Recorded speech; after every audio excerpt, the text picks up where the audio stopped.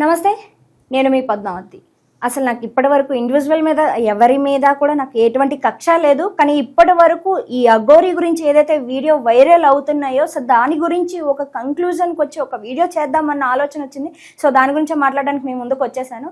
అయితే ఇంతవరకు కూడా మనం అఘోరి అలియాస్ ఎవరైతే ఈ శ్రీనివాస్ అనే వ్యక్తి ఉన్నారో, ఫస్ట్ ఇతని పాయింట్ ఆఫ్ వ్యూలో చూస్తే కనుక మనకి ఎప్పుడైతే ఇతను స్టార్టింగ్లో కనిపించారో మీడియా మాధ్యమాల్లోకి వచ్చి అప్పటి నుంచే కనుక చూసుకున్నట్టయితే కనుక ప్రతి ఒక్కరు కూడా అప్పటి నుంచే అన్నం స్టార్ట్ చేశారు.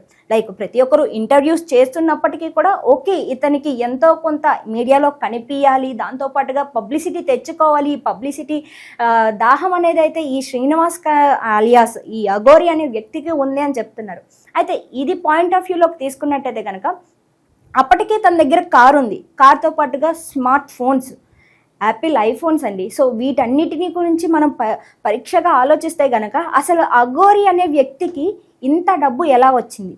తన పేరు మీద ఎన్నో ఆస్తులు కూడా ఉన్నాయి అని చెప్తున్నారు. మరి అవన్నీ వాస్తవాలా అవాస్తవాలా అన్న విషయాన్ని పక్కన పెడితే ప్రస్తుతం మన కళ్ళ ముందు ఏవైతే కనిపిస్తున్నాయో అవన్నిటినీ కూడా తను రన్ చేస్తున్నట్టు చూస్తున్నాం. కారు, తను ఎక్కడికి వెళ్ళినా కూడా కార్ని యూజ్ చేస్తారు. ప్రతిదీ ఎక్కడికి వెళ్ళినా కూడా కార్లోనే వెళ్తూ వస్తూ ఉంటారు. మరి పెట్రోల్ ఛార్జెస్ కావచ్చు, మరి వీటన్నిటికీ కూడా ఒక హై మెయింటెనెన్స్. ఈ హై మెయింటెనెన్స్కి ఈ కాస్ట్ ఆఫ్ మనీ అనేది ఎక్కడి నుంచి వస్తుంది? సో దీని పాయింట్ ఆఫ్ వ్యూలోకి వెళ్తే కనుక తను ఎంతో మందిని మోసం చేశాడు ఈ శ్రీనివాస్ అనే వ్యక్తి. అఘోరి అనే ఒక వేషం వేసుకొని ప్రతి ఒక్కరిని కూడా నేను మీకు పూజలు చేపిస్తాను, నేను మీకు హోమాలు చేపిస్తాను అంటూ డబ్బులు తీసుకొని వాళ్ళందరినీ మోసం చేసి ఇప్పుడు వాళ్ళ కాల్స్ కూడా లిఫ్ట్ చేయట్లేదని కొంతమంది ఇప్పుడు ఏదైతే ప్రతి ఒక్కరు కూడా బయటకు వచ్చి దీని గురించి మాట్లాడడం స్టార్ట్ చేశారో ప్రతి ఒక్కరూ కూడా బయటకు వచ్చి ధైర్యంగా చెప్పగలుగుతున్నారు. మా దగ్గర కూడా డబ్బు తీసుకొని మమ్మల్ని మోసం చేశారు అంటూ ఒక ఆమె కేసు కూడా వేయడం జరిగింది. సో దాని గురించి ఒక ఫైల్స్ కూడా నడుస్తున్నాయి. ఓకే, దీని గురించి పక్కన పెట్టేద్దాం. ఇక వర్షిణి విషయానికి వద్దాం.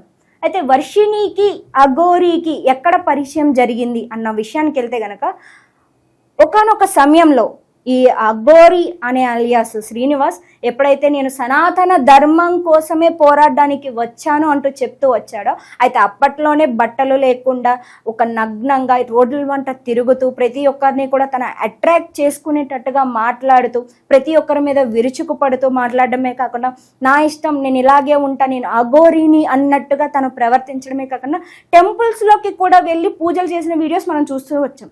లైక్ మీరు కూడా చూసే ఉంటారు, ఏదో ఒక సమయంలో ఎక్కడొక్కడ మీకు కూడా వీడియోస్ ట్రిగర్ అయ్యే ఉంటాయి. సో ఆ విషయానికి వస్తే గుడి దగ్గరికి వెళ్ళి ఇతను పూజలు చేయాలనుకున్నాడు, ఓకే, బట్ అక్కడికి వచ్చే భక్తులను అయితే కాస్త ఇబ్బంది పెడుతున్నట్టే కదా.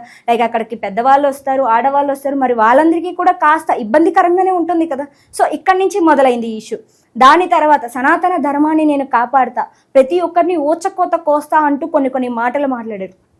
ఇక్కడ పాయింట్అవుట్ చేయాల్సింది ఏంటంటే ఫస్ట్ అఘోరి తత్వం అంటే ఏంటి? ఫస్ట్ ఆఫ్ ఆల్ అఘోరి తత్వంలో వాళ్ళకున్న అన్ని చక్రాలని వాళ్ళ కంట్రోల్లోకి తెచ్చుకొని, నేను చదివినంత వరకు, నాకు తెలిసినంత వరకు ఇదే కరెక్ట్ అని నేను చెప్పడం లేదు. సో ఇంతవరకు నేను చూసినంత వరకు తెలిసింది ఏంటంటే అన్ని చక్రాలని అదుపులో పెట్టుకుంటారు. అన్ని చక్రాల్లోనూ మనకి కంఠ చక్రం కూడా ఒకటి ఉంటుంది. మరి దీన్ని అదుపులో పెట్టుకోవడమే అఘోరి తత్వం.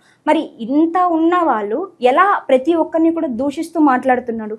మనం చూడవచ్చు ప్రతి ఒక్క వీడియోలోని కూడా ఎవరినొక్కరిని తనని ఎవరినైతే అంటున్నాడో వాళ్ళందరినీ మాటలతో దూషించడం, లేకుంటే కుటుంబం పరంగా మాట్లాడడం, ఇవన్నీ చేస్తూ ఉంటాడు. అంతేకాకుండా ఎవరైతే తిన గురించి ఏదైనా మాట్లాడుతూ ఏమైనా చేసినా వెంటనే వాళ్ళ మీద కేసులు కూడా పెడుతున్నారు. ఒక అఘోరి అయినప్పుడు ఒక కామన్ పీపుల్లా ఎందుకు ఆలోచిస్తున్నాడు శ్రీనివాస్? ఇక్కడ పాయింట్అవుట్ చేయాల్సింది అది. ఒక అఘోరికి ఇవన్నీ అవసరం లేదు, ఎవరు ఏమనుకుంటున్నారు అన్నది కూడా తనకు అవసరం లేదు. మరి అలాంటప్పుడు ఎవరో ఏదో అన్నారు అనేసి ఎందుకని పాయింట్అవుట్ చేసి తను ఒక కేసులు పెట్టాల్సినంత వరకు వెళ్తున్నాడు. ఓకే, దీన్ని కూడా పక్కన పెడదాం. అసలు ఈ శ్రీనివాస్కును శ్రీవర్షినికి పరిచయం ఒక గుడి దగ్గర ఇలాగే ఒకనొక టైంలో తిను ఇష్యూ క్రియేట్ చేస్తున్నప్పుడు అక్కడ పోలీసులు ఉన్నారు. అదే సైడ్న చూసుకుంటే కనుక శ్రీవర్షిని తన బ్రదర్ కూడా ఉన్నారు అని చెప్తున్నారు. అంటే శ్రీవర్షిని తన బ్రదర్ కలిసి అక్కడికి వెళ్ళారు, పలానా చోట అఘోరి మాత ఉంది అని తెలిసింది. సో ఈమెకి కూడా ఆమె గురించి వీడియోస్ చూడడంతో పాటు, ఆమె గురించి తెలుసుకోవడంతో పాటు కొంచెం ఇంట్రెస్ట్ అప్పటి నుంచే స్టార్ట్ అయింది. ఆమెను ఎలాగైనా కలవాలి, సో ఈమె ఉన్న చోటికి ఆమె వచ్చింది కాబట్టి ఎలాగైనా నేను వెళ్ళి ఆమెను కలవాలి, మాట్లాడాలి అన్న ఇంట్రెస్ట్ తోటి ఆల్రెడీ శ్రీవర్షిని వాళ్ళ బ్రదర్ని తీసుకొని అక్కడికి వెళ్ళడం అయితే జరిగింది. సో వెళ్ళిన తర్వాత శ్రీనివాస్ని చూసింది. అక్కడ చూసినప్పుడు అక్కడ అప్పటికే గొడవ జరుగుతుంది. అయితే పోలీసులు ఇక్కడ ఎవరైతే ధైర్యంగా ఉన్న వాళ్ళు ఉన్నారో కాస్త వచ్చి ఆమెకి బట్టలు కట్టండి, ఇక్కడ ఉన్న ప్రతి ఒక్కరికి కూడా కాస్త ఇబ్బందికరంగా ఉంది, మా దగ్గర లేడీ కానిస్టేబుల్స్ ప్రస్తుతానికి ఇప్పుడు మాతో పాటు రాలేదు, దయచేసి ఎవరైనా మీకు ధైర్యంగా ఉంటే మీలో ఉన్న ఆడవాళ్ళు ఎవరైనా సరే వచ్చి ఆమెకి బట్టలు కట్టండి అనడం అయితే జరిగిందని చెప్తున్నారు. సో అలా ఎప్పుడైతే అన్నారో ఈ శ్రీవర్షిని నేను వెళ్తాను అని ధైర్యం చేసి ముందుకు వెళ్ళి ఆమెకి బట్టలు కట్టడంతో పాటు ఒకరి నెంబర్లు ఒకరు అప్పుడే చేంజ్ చేసుకున్నారని కూడా చెప్తున్నారు. ఓకే, ఇక్కడ హ్యాట్స్ ఆఫ్ చెప్పాలి శ్రీవర్షినికి. అంతమందిలోనూ ఆమె ధైర్యం చేసి ఒక ఆడపిల్ల అయ్యుండి వెళ్ళడం ఓకే, అది గ్రేట్ అనే చెప్పచ్చు. బట్ నెంబర్స్ చేంజ్ చేసుకుని ఒకరికొకరు చాటింగ్లు చేసుకోవడం వరకు వెళ్ళిన తర్వాత సో ఇద్దరు ఏం మాట్లాడారు అనేది మాత్రం ఎవరికీ తెలియదు. ఇక్కడి నుంచి మొదలైన పరిచయం, కాల్స్ మాట్లాడుకునేవారు, చాటింగ్ చేసేవారు, ఇదంతా కూడా వాళ్ళే చెప్తున్నారు. సో ఓకే, ఇంతవరకు చూసుకున్నట్టయితే కనుక అసలు అఘోరి ఎలా శ్రీవర్షిని ఇంటికి వెళ్ళింది అంటే ట్రాప్ చేయాలన్న ఉద్దేశంతోనే వెళ్ళిందా? ఓకే, ఈ విషయంలోకి వస్తే కనుక అఘోరి తన వెహికల్ ఆగిపోవడంతో తనని రిపేర్కి ఇచ్చాము, సో కార్ రిపేర్లో ఉంది కాబట్టి తనకి షెల్టర్ కావాలి, ఎక్కడైనా ఉండాలి కాబట్టి ఆ షెల్టర్ కోసం నేను శ్రీవర్షిని కాంటాక్ట్ అవ్వడం జరిగింది అని చెప్తుంది. ఓకే, ఒకవేళ ఈ పాయింట్ ఆఫ్ వ్యూలో చూస్తే అఘోరీలు ఎక్కడండి షెల్టర్స్ చూసుకుంటారు? వారికి ఏ చిట్టైనా ఒకటే, ఏ గుడైనా ఒకటే, ఎక్కడైనా ఒకటే అన్నట్టుగా వాళ్ళు ఉండాలి అనుకుంటే ఉన్న నేల కూడా చాలు అనుకుంటారు అని అనేసి చెప్తారు. మరి అలాంటప్పుడు అఘోరి మాతకి షెల్టర్ ఎందుకండి అంటే ఇక్కడే అర్థమవుతుంది కదా. సరే, ఈ పాయింట్ ఆఫ్ వ్యూలో చూస్తే వీళ్ళిద్దరూ ఒక దగ్గర అయ్యారు. సో వీళ్ళ పేరెంట్స్ని కూడా శ్రీవర్షిని ఒప్పించడం జరిగిందని అంటున్నారు. ఆమె కార్ రిపేర్ అయ్యేంత వరకు నేను ఉంటానన్నారు. ఒక 5 రోజుల పాటు ఉన్నారు వాళ్ళ ఇంట్లోనే అని చెప్తున్నారు, శ్రీవర్షిని ఇంట్లో. మరి 5 రోజుల పాటు కార్ రిపేర్ చేసే గ్యారేజ్ సెంటర్స్ ఎక్కడున్నాయండి? ఫస్ట్ పాయింట్, 5 రోజులు రిపేర్ చేసే అంత పెద్ద రిపేర్ కారుకి ఏమొచ్చింది అంటే ఇది ట్రాప్ అని అనుకోవచ్చా, లేకుంటే ఇంకేమైనా ఉందనుకోవచ్చా? ఇది నేను మీ ఊహకే వదిలేస్తున్నా. అండ్ ఇంకోటి, వాళ్ళ మదర్ చెప్తుంది, నేను లేని సమయంలో మా అమ్మాయిని వశీకరణం చేసుకున్నారు, కొన్ని ఆకుపసర్లు అనేవి రాయడం నేను చూశాను, దాంతోపాటుగా ఒక రూమ్లోకి వెళ్ళి వీళ్ళు ఏదో పూజ చేస్తున్నారు, మేము వెళ్తే నా మీద అరిచాడు అని వాళ్ళ అన్న కూడా చెప్తున్నాడు. ఒకవేళ ఇది నిజమే అంటారా? ఓకే, ఈ విషయానికి వస్తే కనుక దీని గురించి మనకి కూడా అంతగా తెలియదు. ఎందుకంటే నిజంగా వశీకరణ అనేది ఉందా లేదా అన్న విషయానికి వెళ్తే మనకి కూడా దీని గురించి తెలియదు కాబట్టి దీని గురించి పక్కన పెడదాం. అయితే అదే సమయంలో వీరిద్దరూ ఒకరికొకరు ఇంకాస్త దగ్గర అవడంతో పాటు ఈమె కూడా నేను ఇదే మార్గంలో వెళ్తాను, నేను కూడా తీసుకుంటాను, నేను కూడా అఘోరి మాతను అవుతాను అన్న వర్షన్లో శ్రీవర్షిని ఎప్పుడైతే మాట్లాడడం స్టార్ట్ చేసిందో అప్పటి నుంచే ఇంట్లో చిన్నగా గొడవలు అనేవి స్టార్ట్ అయ్యాయి అని చెప్తున్నారు. అయితే అదే సమయంలో అఘోరి అలియాస్ ఈ శ్రీనివాస్ను కూడా ఇంట్లో నుంచి వెళ్ళిపోమనడం జరిగింది. అయితే దాంతో శ్రీనివాస్ వెళ్ళిపోవడం కూడా జరిగింది. దాని తర్వాత వీళ్ళిద్దరూ ఒకరికొకరు కాల్స్ మాట్లాడుకోవడం కావచ్చు, లేకుంటే నేను నీతో పాటు వచ్చేస్తానని కావచ్చు, ఇలా అనడం జరిగింది. సరే అని అనేసి తిన కూడా తీసుకెళ్ళిపోయాడు అని అనేసి చెప్తున్నారు. అయితే నా ఇష్టపూర్వకంగానే నేను వెళ్ళాను అని అనేసి శ్రీవర్షిని చెప్తుంది. ఇది ఇంతవరకు కరెక్ట్ అంటే వాళ్ళ అమ్మ నాన్న కొట్టారు, తిట్టారు, ఇది నా ఇష్ట ప్రకారమే నేను చేశాను అని శ్రీవర్షిని ఈరోజు చెప్తుంది. కానీ ఆమె ఒక బీటెక్ చదువుకున్న స్టూడెంట్, ఆమెకి పెళ్లి చేయాలి అని తల్లిదండ్రులు ఎన్నో హోప్స్ పెట్టుకున్నామని పేరెంట్స్ కూడా చాలా బాధతో చెప్తున్నారు. అండ్ దాంతో పాటుగా కొన్ని నేను ఆ వీడియోస్ కింద కామెంట్స్ కూడా చదివాను. ఆ కామెంట్స్ కూడా ఒక్కొక్కటి చదువుతుంటే నిజంగా ఇన్ని చూసిన శ్రీవర్షినికి అనిపించడం లేదా, ఇప్పుడు నిన్ను పెంచారు, చదివించారు, నీకు పెళ్లి చేయాలనుకున్నారు, అదే పేరెంట్స్ చిన్నప్పటి నుంచి నేను బాధ్యత తీసుకొని చూసిన పేరెంట్స్కి నిన్ను ఒక మాట కొట్టి తిట్టే రైట్స్ లేవా? ఇది నేనంటున్న మాట కాదు, మీ ప్రతి ఒక్క వీడియో కింద ఉన్న కామెంట్స్ ఇవే. సో వీటిని కూడా నువ్వు ఆలోచించాలి. అండ్ దాంతోపాటుగా వెళ్ళిపోయావు, మళ్ళీ పేరెంట్స్ నిన్ను ఎలాగోలా తీసుకొచ్చి నిన్ను పెట్టుకున్నారు, మళ్ళీ నువ్వు వెళ్ళిపోయి ఇప్పుడు పెళ్ళి చేసుకొని నేను ఫస్ట్ ఇక్కడ ఒక పాయింట్ గురించి మాట్లాడాలనుకుంటున్నాను. లైక్ ఈ వీడియో ఎవరి దాకా రీచ్ అవుతుందో నాకు తెలియదు, బట్ ఇక్కడ నేను చెప్పాలనుకుంటుంది ఏంటంటే శ్రీనివాస్ నేను తనని కూతుర్లా చూస్తున్నాను అని అన్నాడు, నేను తనకి గురువుని అనేసి అన్నాడు. శ్రీవర్షిని కూడా అదే సమయంలో చెప్పింది, నాకు ఆమె ఒక అమ్మలాగా, నేను తనకి ఒక కూతురులాగా, తన సంస్థ ఏదైతే ఉందో దాన్ని నేను ముందుకి తీసుకెళ్తాను అని చెప్పిన ఈ ఇద్దరు వ్యక్తులు ఎవరైతే ఉన్నారో ఇప్పుడు వారిద్దరూ పెళ్లి చేసుకొని ఏం మెసేజ్ ఇవ్వాలనుకుంటున్నారు చూసే సొసైటీ మొత్తానికి కూడా.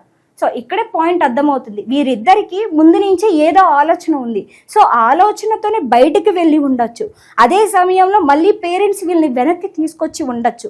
సో అలాంటి సమయంలో మళ్ళీ ఇంకా లేట్ చేయడం కరెక్ట్ కాదు అని వీళ్ళు పెళ్లి చేసేసుకొని ఉండొచ్చు అని కూడా ఇక్కడ మాట్లాడుతున్నారు. అయితే ఇంకొకటి, వీరిద్దరూ దూరంగా ఉన్నప్పుడు వీళ్ళు వీడియో కాల్స్ కావచ్చు, లేకుంటే ఈ మాటలు కావచ్చు, వీళ్ళు ఫోన్లో కూడా పాటలు పాడుతున్నారు, అది కూడా సినిమా పాటలు. నేను దూరంగా ఉండలేకపోతున్నాను. సో ఇట్లాంటివన్నీ చూస్తుంటే అసలు ఈ శ్రీనివాస్ అనే వ్యక్తి నిజంగానే అఘోరినా? ఏదైతే స్టార్టింగ్లో చెప్పాడో, నేను సనాతన ధర్మాన్ని కాపాడడానికి వచ్చాను, సనాతన ధర్మాన్ని అని అనేసి నొక్కి నొక్కి చెప్పిన ఆ శ్రీనివాస్ ఎవరైతే ఉన్నారో, అతను నిజంగా అప్పుడు చెప్పిన మాటలకి ఇప్పుడు చేస్తున్న పనులకి, అంటే ఇదంతా చూస్తుంటే ఒక సోషల్ మీడియాలో పాపులారిటీ తెచ్చుకోవాలి అన్న ఒక నేపథ్యంలోనే ఉన్నారని అర్థమవుతుంది. తిన విషయంలో చూస్తే గనక ఈ అమ్మాయి విషయంలో మాత్రం చాలా వరకు ఇది తప్పనే అంటున్నారు. ఎందుకంటే పేరెంట్స్ తరపు నుంచి కూడా ఆమె ఆలోచించాల్సింది, ఎంతో భవిష్యత్తు ఉంది, బీటెక్ చదువుకుంది. మరి ఇలాంటి ఒక అమ్మాయి సోషల్ మీడియాలో నేను పాపులారిటీ అవ్వాలి అన్న నేపథ్యంలోనూ, లేకుంటే ఆమె మనసులో ఇంకేముందో తెలియదు, బట్ ఇలా చేయడం అనేది కరెక్ట్ కాదు. సో నేను ఇప్పుడు చెప్పాలనుకుంటుంది ఏంటంటే, అమ్మాయిలు ఎవరైనా సరే ప్లీజ్ దయచేసి సోషల్ మీడియాలో పాపులారిటీ అయిపోవాలి, లేకుంటే నాకంటూ ఒక గుర్తింపు రావాలి అనుకోవడంలో తప్పు లేదు. నేను ఇక్కడ తప్పు అని చెప్పడం లేదు, అనుకోండి. బట్ ఎలాగా? మనకి పేరు వచ్చింది, లేకుంటే మనం ఒక పాపులారిటీ అయ్యామంటే మనతో పాటు మనం వెనకాల ఉన్న పేరెంట్స్ కూడా హ్యాపీగా ఫీల్ అవ్వాలి. సో ఆ ట్రాక్ని ఎంచుకోండి. అంతేగాని ఇలా వెళ్తే నేను పాపులారిటీ అయిపోతాను అనుకుంటే, సో ఇప్పుడు మీరు హ్యాపీగా ఉండొచ్చు. బికాజ్ ఇన్ ఫ్యూచర్లో మీరు కావచ్చు, మీ పేరెంట్స్ కావచ్చు, లేకుంటే మిమ్మల్ని నమ్ముకొని ఉన్న ఒక కుటుంబం కావచ్చు, మరి వాళ్ళందరూ కూడా బాధపడేటట్టుగా అవుతుంది. ఇన్ కేస్ మీకు ఫ్యూచర్లో అసలు లైఫ్ అనేది కూడా లేకుండా అయిపోవచ్చు. ఇప్పుడు శ్రీవర్షిని విషయానికి వస్తే, శ్రీవర్షిని చేసింది 100కి 100% తప్పే. బట్ ఆమె ఒప్పుకోకపోయినప్పటికీ తప్పే కాబట్టి, సో ఆమె తప్పు తెలుసుకుంటుంది అని నేను కూడా అనుకుంటున్నాను. బట్ లైఫ్లో ఏదైనా జరగచ్చు, ఇలా మాత్రం చెయ్యవద్దు ఏ అమ్మాయి కూడా. సో నేను ఇది చెప్తున్నాను, మరి మీకు ఇది ఎంతవరకు రీచ్ అవుతుందని నాకైతే తెలీదు. బట్ ఈ వీడియో మీకు ఎలా అనిపించిందో కామెంట్ సెక్షన్లో కామెంట్ చేయండి. అండ్ ఇలాంటి మరెన్నో వీడియోస్ నేను ముందుకు ఎప్పటికప్పుడు తీసుకురావడానికి ట్రై చేస్తాను. అండ్ ఈ వీడియో ఎలా అనిపించిందో మాత్రం ఖచ్చితంగా మెన్షన్ చేయడం మర్చిపోద్దు. And today this video guys, నమస్కారం, సెలవు.